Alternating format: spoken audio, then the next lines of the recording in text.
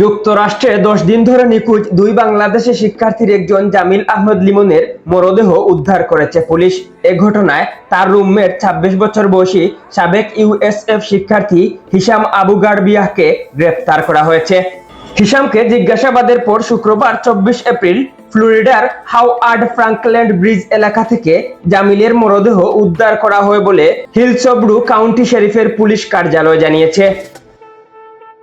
Jamil university of south ফ্লোরিডার ভূগোল, পরিবেশ বিজ্ঞান ও নীতি বিষয়ে পিএইচডি করছিলেন।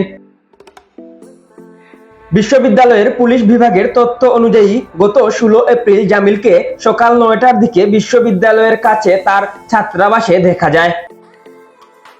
হিলসবরো কাউন্টি শেরিফের চেড ক্রুনিস্টার এক বিবৃতিতে বলেন, এটি অত্যন্ত উদ্বেগজনক ঘটনা যা সবাইকে নাড়িয়ে দিয়েছে।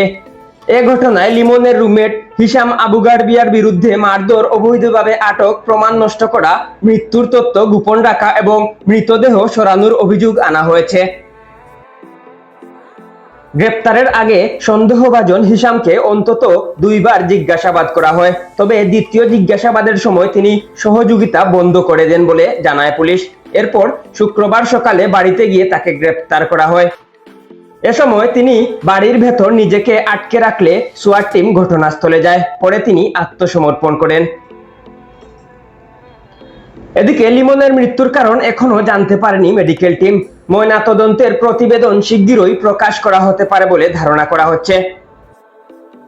অন্যদিকে যুক্তরাষ্ট্রের ইউনিভার্সিটি অফ সাউথ ফ্লোরিডাতে পিএইচডি অধ্যয়নরত নোয়াখালী বিজ্ঞান ও প্রযুক্তি বিশ্ববিদ্যালয়ের প্রাক্তন শিক্ষার্থী নাহিদা বৃষ্টি মারা গেছেন। তার মৃত্যুতে গভীর শোক ও দুঃখ প্রকাশ করেছেন বিশ্ববিদ্যালয়ের উপাচার্য অধ্যাপক মোহাম্মদ ইসমাইল।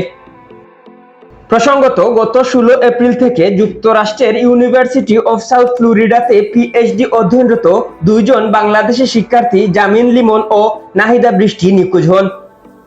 সর্বশেষ পাওয়া খবরে জানা যায় তারা উভয়ই মারা গেছেন।